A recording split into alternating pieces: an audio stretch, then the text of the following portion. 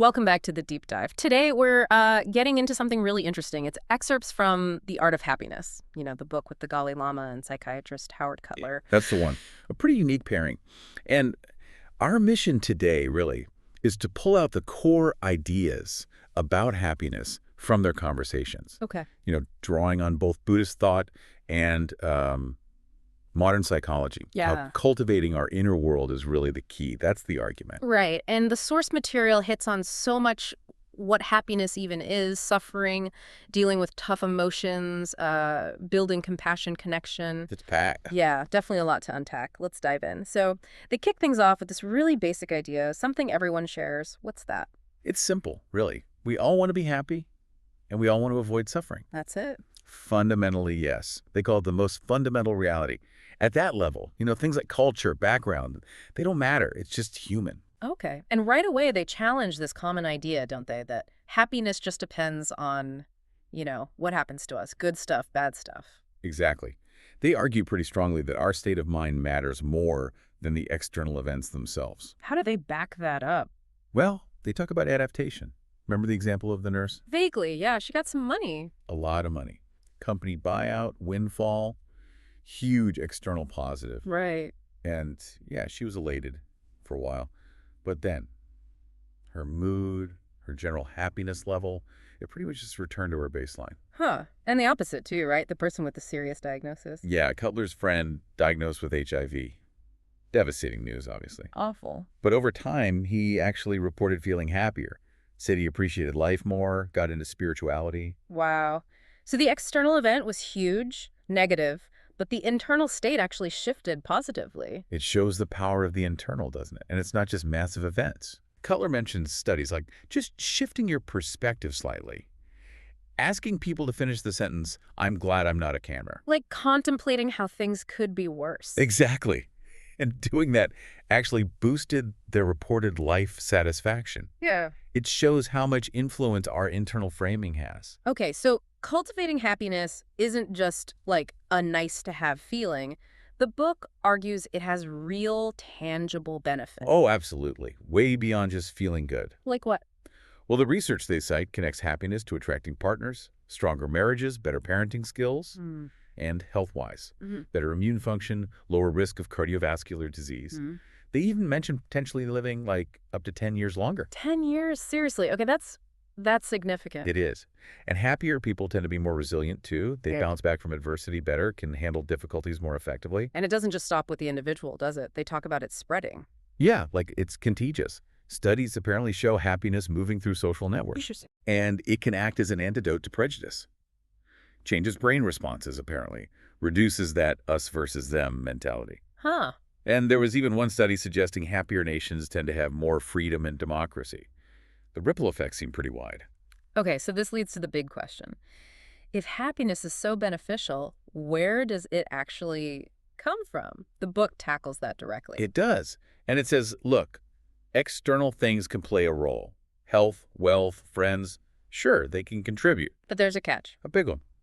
They only really help if you have the right mental attitude to use them well. Meaning? Meaning, without paying attention to your inner state, those external things don't have much lasting impact.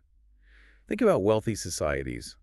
Lots of material goods, but also lots of unrest, anxiety, addiction, Yeah, that's true. Money doesn't automatically equal happiness. Right. Or think about anger. If you're consumed by anger or hatred, doesn't matter how nice your house is or how many friends you have, you can't enjoy them. Good point. Your inner state totally colors your experience of the outer world. So if external stuff isn't the guaranteed path, the book then dives into our internal world. Desire, pleasure, that kind of thing. Right. And they make a key distinction about desire. Not all desire is bad. Okay. Wanting happiness, wanting peace, Yeah. wanting a better world. Those are positive, constructive desires. The problem comes with unreasonable desires. Like just wanting more. Yeah. The Dalai Lama gives that supermarket example. You walk in, you feel that pull. I want this, I want that. Happens to me all the time. Right. But the practice is to pause and ask, do I actually need this? It's about checking that impulse. And the book says the real test of an action isn't if it feels good right now. Exactly. Not the immediate satisfaction. They use a harsh example. A murderer might feel satisfaction in the act. But the ultimate consequence is what matters. Okay. Constantly chasing unreasonable desires, wanting things you can't have or don't need, eventually you hit a wall. Leads to hopelessness, maybe even depression. And this connects to how we often mix up happiness and pleasure, doesn't it? Very easily done. We often treat them as the same thing.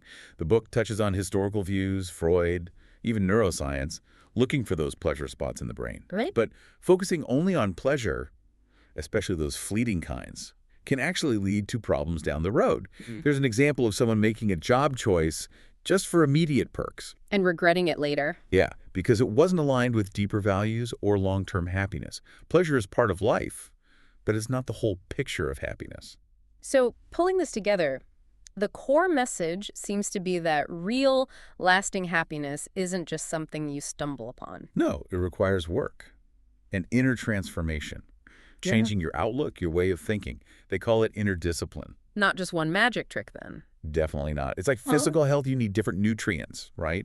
For mental well-being, you need multiple approaches, different mental nutrients. It takes time and effort. A lot of effort. They compare it to physical training or learning a skill.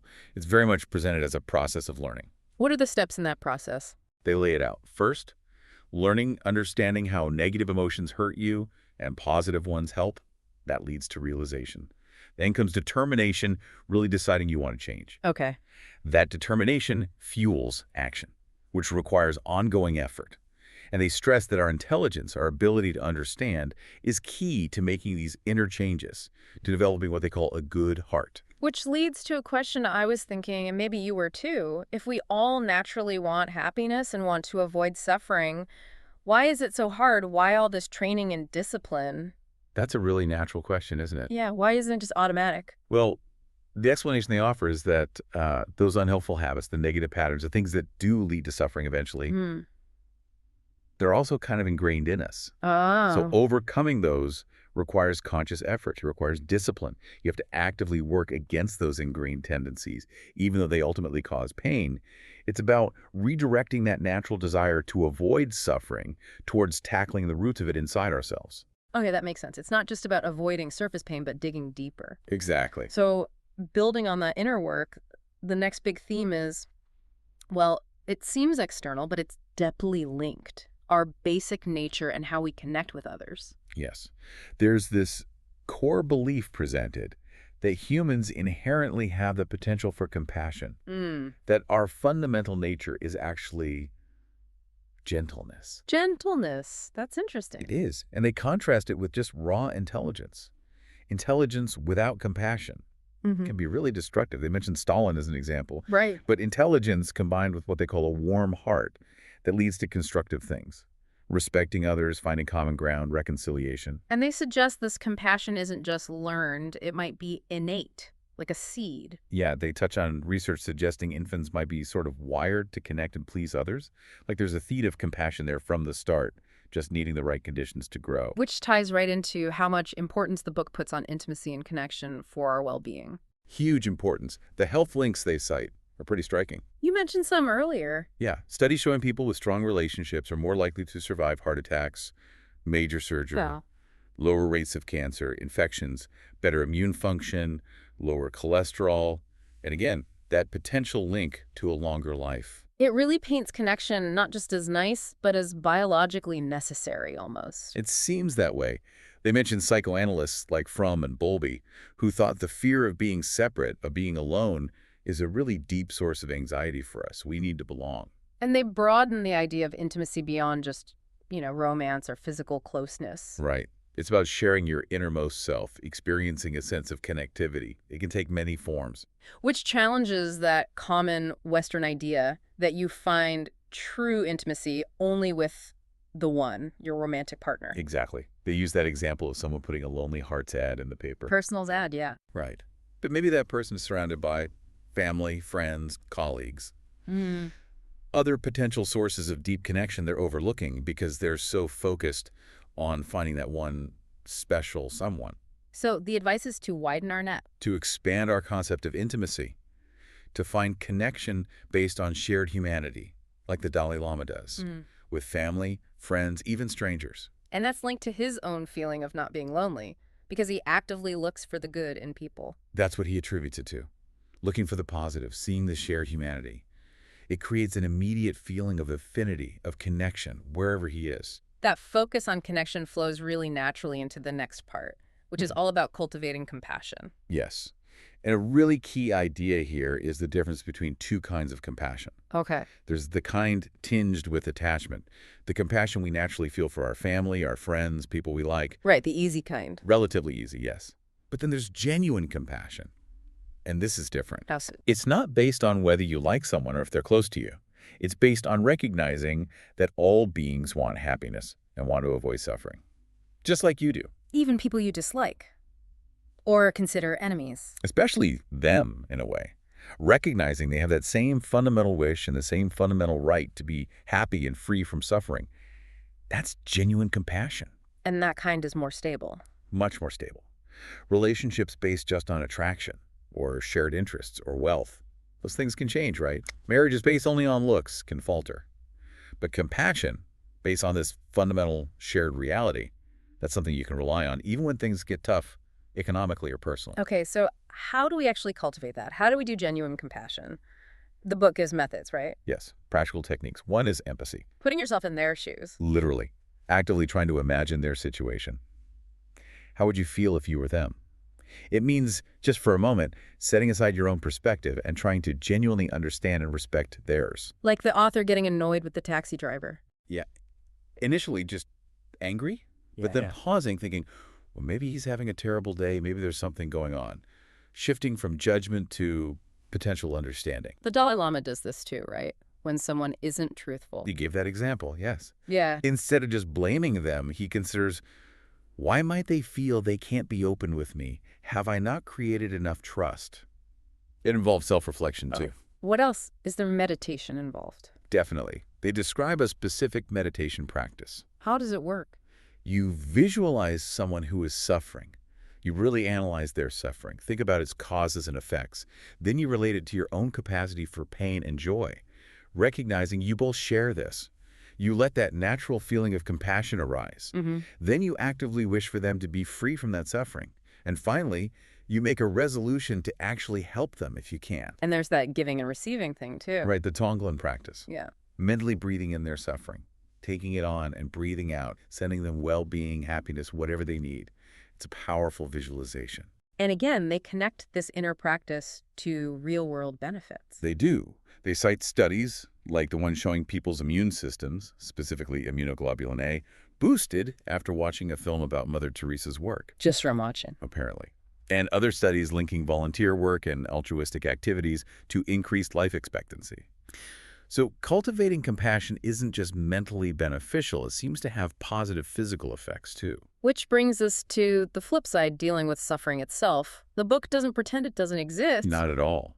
It confronts it head on. They start part 5 with that famous story of Kisagotami. The mustard seed story. That's the one, sent by the Buddha to find a mustard seed from a house untouched by death. And she couldn't find one. She couldn't. Because loss and suffering touch everyone. It's a universal part of life.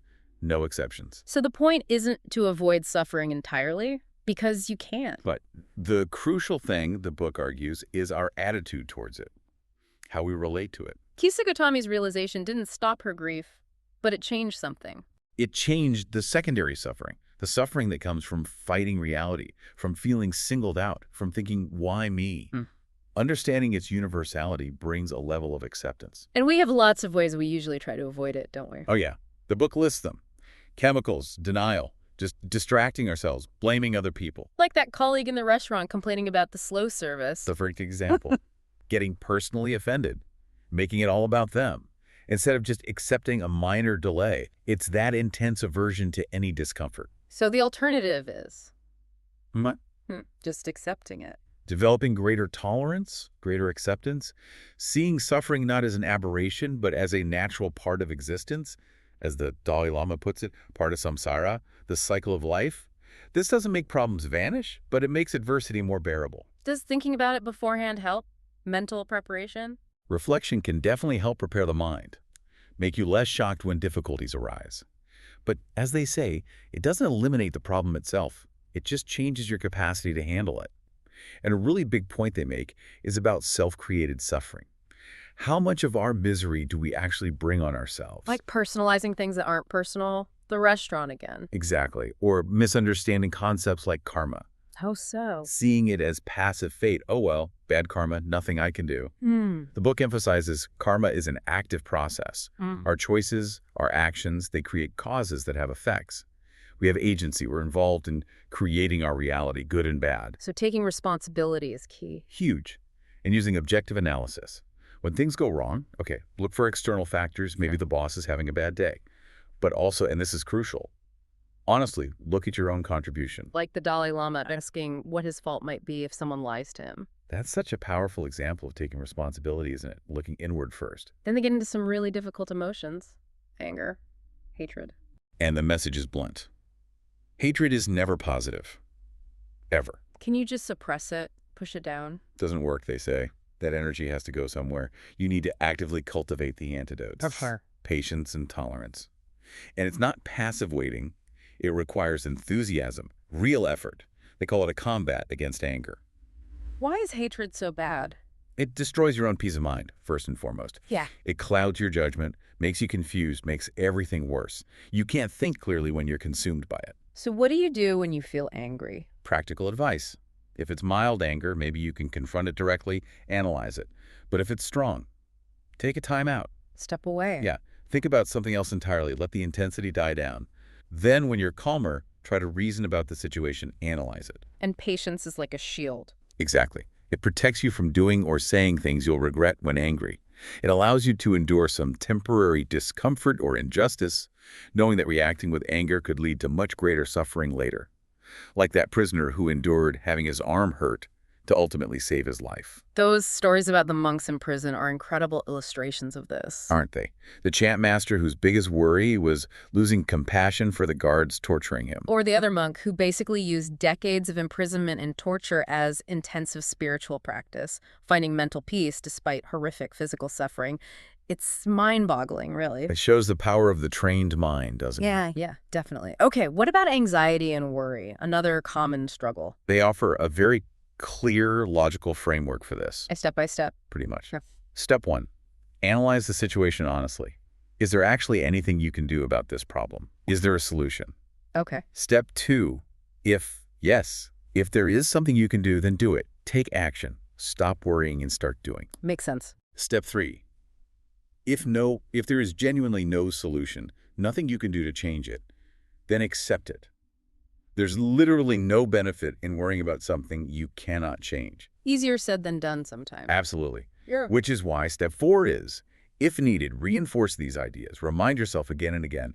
And crucially, you have to confront the problem first to figure out if there's a solution or not. Right. You can't skip step 1. They mentioned different kinds of anxiety, too. Yeah, acknowledging biological factors, but focusing on things like fear of looking foolish, worrying what people think. And the Dalai Lama shares his own experience here. He does. Feeling anxious before giving talks. Even him. Apparently so. But his antidote is twofold. First, proper motivation. Focusing on genuinely wanting to benefit the audience, not on impressing them or showing off. Takes the pressure off. Exactly. And second, honesty. Being willing to admit, I don't know if he doesn't know something. That removes the fear of being exposed or looking foolish. So sincere motivation is like a protector. A powerful one, they argue, in any field. If you're trying to help someone and your motivation is genuinely compassionate, even if you fail, there's no deep regret. You did your best with the right intention. Whereas if your motivation is selfish, Then failure makes you nervous, maybe even angry. And even success might feel hollow or its own anxieties. They acknowledge it's hard to always have some super lofty motivation. yeah, seems unrealistic sometimes. But they say even just sincerely meaning no harm, having a basically good intention, that helps a lot. That's a good starting point. What about regret for past mistakes? Can we just get rid of it? Interesting perspective here. They use the story of that hermit monk who made a terrible mistake. Right. The Dalai Lama says he doesn't exactly get rid of the feeling of regret, the memory, the feeling. It's still there. So it doesn't disappear? No, but the key difference is that it's not associated with heaviness. Yeah. It doesn't weigh him down, doesn't discourage him, doesn't stop him from living his life now. So acknowledge it, learn from it, but don't let it paralyze you. That seems to be the essence. Keep moving forward, doing your best. The book also talks about change within relationships, which can be a source of suffering for people. Yeah, accepting that relationships are living things. They change, they evolve, they go through phases. Periods of closeness, periods of distance. Exactly. That ebb and flow, that waxing and waning, it's presented as totally normal. Like the tide going in and out. Good analogy they use. Panicking because you feel you're growing apart is like panicking about the tide going out. It's natural. It will likely come back in, perhaps in a different way. And accepting that change allows for something deeper. It can. Accepting the natural shifts can allow a bond to mature beyond just that initial passionate phase. It lets you see the other person more realistically, flaws and all, and build a commitment based on genuine care for their growth, not just on how they make you feel. Margaret's story's about that, right? Remarrying her ex-husband. Yeah, after time apart, acceptance and growth on both sides. The second marriage was apparently much better because they accepted the reality of change. Okay, and then almost wrapping up this section on suffering, there's this really challenging idea, the value of adversity, even enemies. It is challenging, isn't it? The idea that struggle is not just unavoidable, but actually essential for our growth. It's the very struggle of life that makes us who we are. The quote, and enemies, in this view, they provide the resistance we need to develop strength, like weightlifting for the spirit. They use some stark examples. They do. Comparing Renaissance Italy, full of conflict and suffering, but also incredible art, with peaceful Switzerland, known for, well, cuckoo clocks. It's provocative. Or that Tibetan teacher pushing his students to confront their aversion by asking them to harm animals. The point being, avoiding all difficulty might also mean avoiding growth. Adversity can be a harsh but effective teacher. Wow. Okay, that leads us into the final part, focusing more on actively cultivating positive qualities and spirituality. Right. And first they tackle self-confidence, distinguishing it from arrogance. What's the difference? Valid self-confidence is based on a realistic assessment of your abilities. It's grounded. Arrogance is inflated, baseless, often covering up insecurity. And honesty is key. Honesty with yourself and others about what you can and can't do.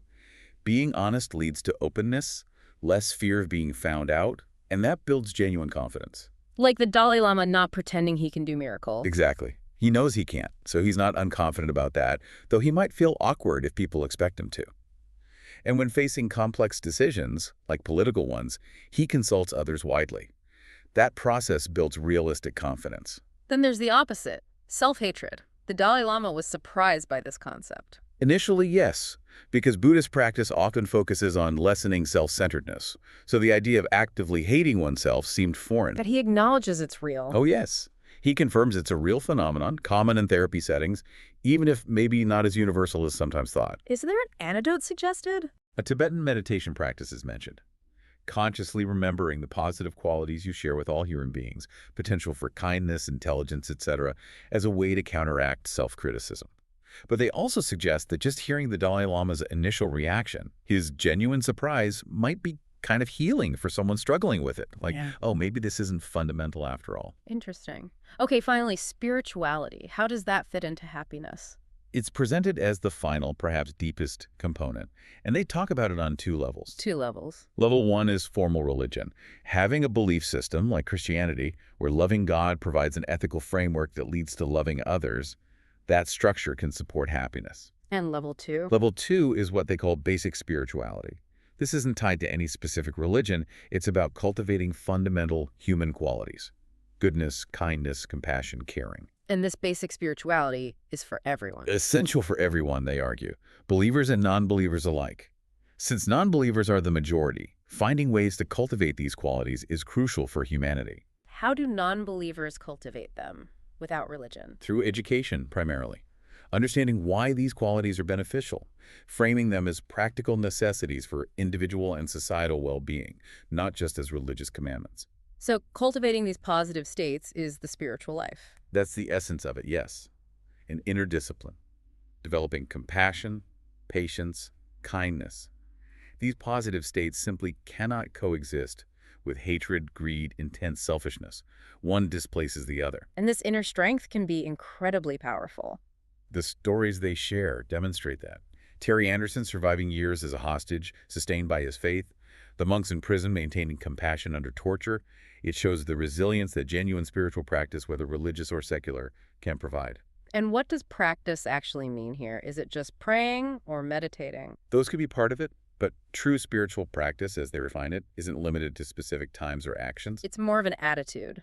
Exactly. A mental attitude you cultivate constantly, choosing not to say that insulting word. That's practice. Being mindful so you don't lose your temper over something small, that's practice. You can use all 24 hours in any situation. So it's about training the mind constantly. It boils down to that, bringing about a disciplined, tamed state of mind, Right. and then crucially translating that inner state into how you act in the world day by day, moment by moment. The meditation techniques discussed breath focus, reflection, compassion exercises are tools for that training. Yes, concrete methods to train the mind towards that state. And that final image in the book of the Dalai Lama sort of blending into the crowd, becoming a felt presence, Yeah. it's a beautiful metaphor, I think, for how this inner transformation works. It's not always loud or obvious, but it has a subtle, powerful, positive influence on everything around you. So, quite a journey through these excerpts from The Art of Happiness. We've really dug into that link between our inner state and actual happiness. We've looked at how cultivating things like compassion, acceptance, patience, Yeah. how these aren't just nice ideas, but practical skills, Hmm. and how these mental practices can genuinely help us deal with the tough stuff, suffering, anger, anxiety, even the ups and downs of relationships. Yeah, I think the sources make a really persuasive case that genuine happiness isn't just luck of the draw or totally dependent on what life throws at you. Yeah. It's presented much more as a skill, something you can learn and develop. But it takes conscious effort, doesn't it? Definitely. Time, willingness to look inward, willingness to change perspective. Exactly. It's an active process. Well, thank you for joining us for this deep dive today. It's given us a lot to think about. It certainly has. And maybe, as a final thought for you listening, building on what we've explored, if it's true, as the sources suggest, that our basic nature holds this potential for gentleness and that unhappiness often comes from, getting stuck in negative mental loops or letting our intelligence run wild without compassion, then maybe ask yourself, what's one small practical thing you could do today, right now, to consciously tap into that potential, to cultivate just a little bit more warmth, a little more connection, a little more well-being in your own heart and life, something to consider.